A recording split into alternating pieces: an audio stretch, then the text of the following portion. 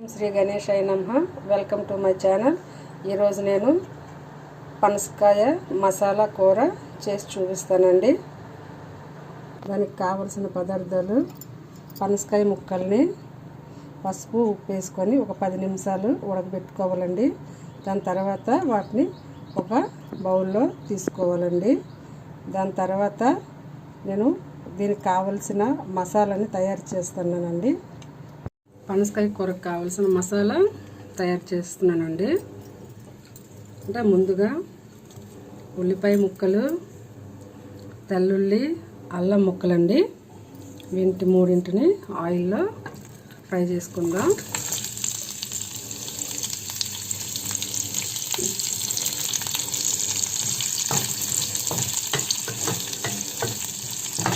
Masala fry చేసిన మసాలా కూరలో వేస్తే ఒక టేస్ట్ వస్తుందండి. పచ్చి ముక్కల్ని మసాలా చేసి వేస్తే అది వేరే అంటే కొంచెం టేస్ట్ డిఫరెంట్గా ఉంటుందండి. కొద్దిగా వేగిన తర్వాత కొద్దిగా వేగే కదండి. ఇప్పుడు ఇందులో కొద్దిగా దాల్చిన చెక్క, కొంచెం మిరియాలు, ఒక ఇలాచి వేసుకుందామండి.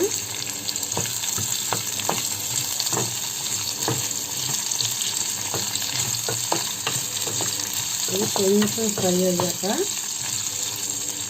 జీడిపప్పు వేసుకుందామండి.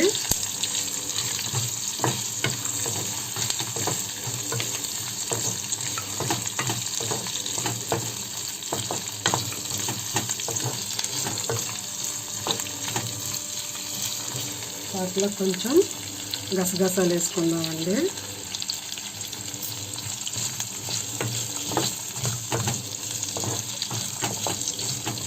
బాగా వేగాక స్టవ్ ఆఫ్ చేసుకొని చల్లారాక మిక్సీ చేసుకుందామండి. ముందుగా మనం ఉడకబెట్టుకొని పనసకాయ ముక్కల్లో కొద్దిగా అరోట పిండిని, కొద్దిగా కలర్ని వేసి కలుపుకుందామండి. వీటిని మనం డీప్ ఫ్రై చేసుకోవాలండి. ఇందాక మిక్స్ చేసుకుని ఉంచుకున్నాం కదండి పనసకాయ ముక్కలు. ఇప్పుడు కళాయిలో ఆయిల్ వేసుకొని స్టవ్ మీద పెట్టుకున్నాం. ఆయిల్ వేడెక్కిందండి. అందులో ఈ పనసకాయ ముక్కలు వేసుకొని డీప్ ఫ్రై చేసుకోవాలండి.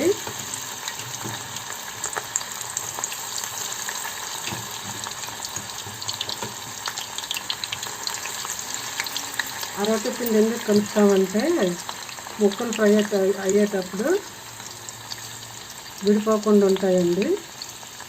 అందు గురించి అరటి పిండిని కలుపుకుంటా. కలర్ వేయడం వల్ల చూసారా కలర్ కూడా మంచిగా వస్తుంది. వీటిని పకోడీ టైప్గా కూడా మనం తినొచ్చండి. చూసారు కదండి.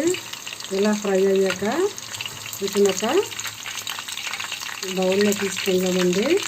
గ్యాస్ని కొంచెం సిమ్లో పెడదామండి.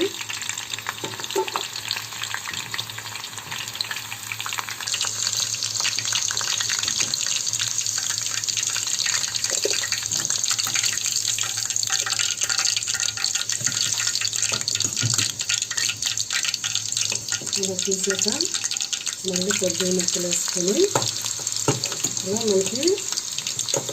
మనం ఎంత క్వాంటిటీలో కూర చేసుకోవాలనుకుంటున్నామో ఆ ముక్కలన్నింటినీ ఇలాగే ఫ్రై చేయాలండి.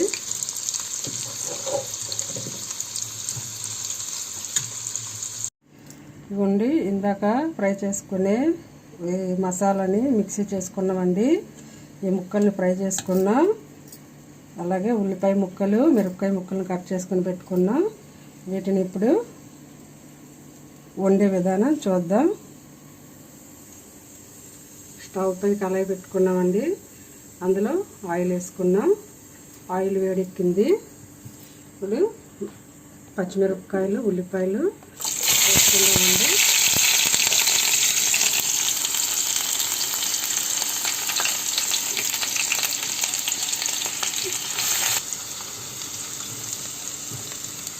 చూడండి వేగుతున్నాయి కదా.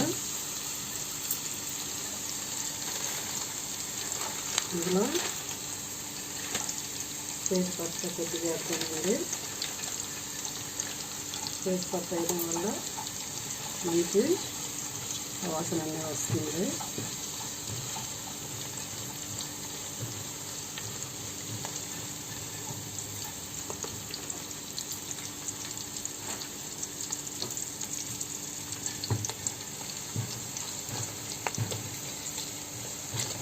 కొద్దిగా వేగాక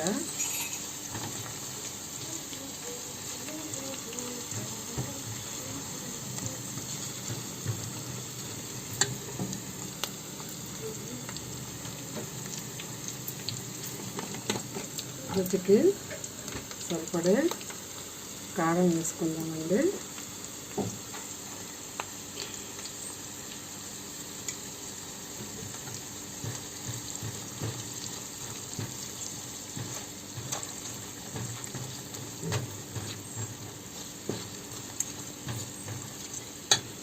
ఇందులో కొద్దిగా పసుపు వేసుకుందాం.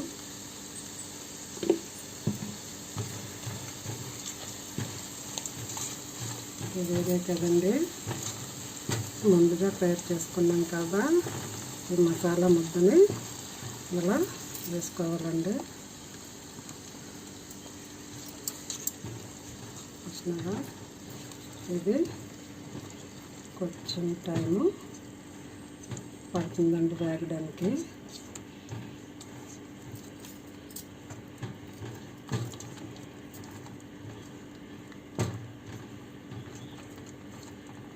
ఇలా కలుపుకుంటూ ఉండాలండి.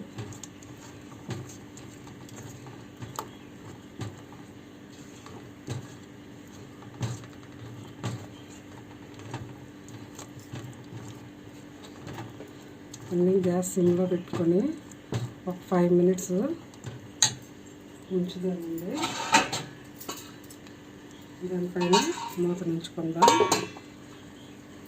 5 minutes అయింది కదండి, ఒకసారి మూత తీసి చూద్దాం. చూసారా ఈ విధంగా వచ్చింది కదండి. ఇప్పుడు ఇందులో కొద్దిగా జీలకర్ర ధనియాల పౌడర్ వేసుకోవాలండి.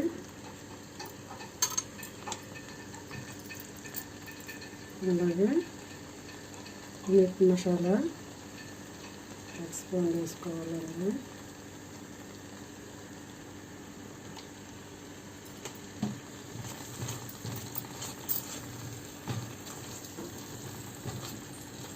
ఇలా కొద్దిగా కలుపుకున్నాక అడుగు పట్టుకుని చూసుకుందామండి.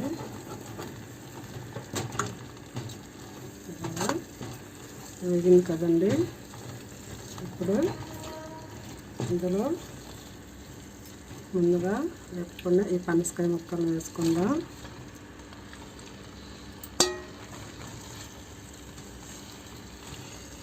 ఇంకా కొంచెం కలుపుకుందామండి.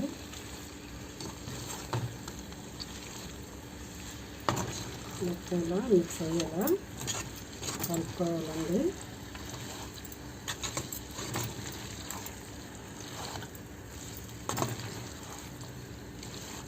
చాలా టేస్టీగా ఉంటుందండి పనసకాయ ఈ విధంగా వండుకుంటే.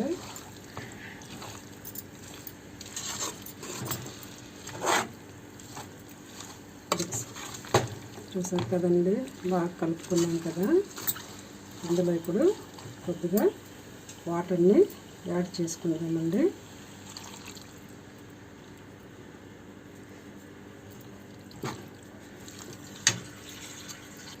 ఇంకొద్దిగా వాటర్ వేసుకుందామండి.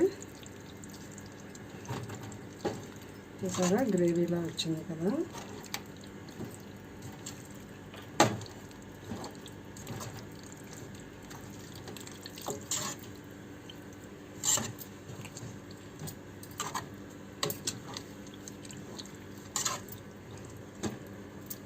ఇలా కలుపుకుంటూ మీడియం ఫ్లేమ్లో గ్యాస్ని పెట్టుకొని మూతను పెట్టుకుందామండి. ఒక 5 minutes. 5 minutes అయింది కదండి, ఒకసారి మూత తీసి చూద్దాం. మనం ముక్కలు ఉడికించేటప్పుడు ఉప్పు వేసాం కదండి. అంటే మనం చూసుకుంటూ టేస్ట్కి తగ్గట్టు సాల్ట్ని వేసుకోవాలండి.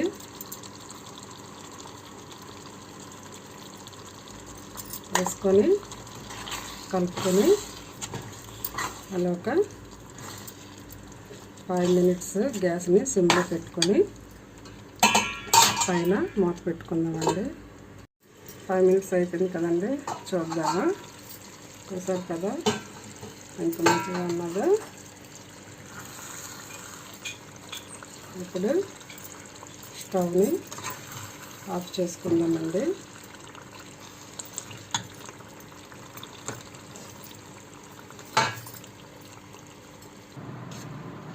పనసకాయ కర్రీ రెడీ అండి. దానిపైన కొద్దిగా ధనియా పత్త, కొత్తిమీరని వేసుకున్నాక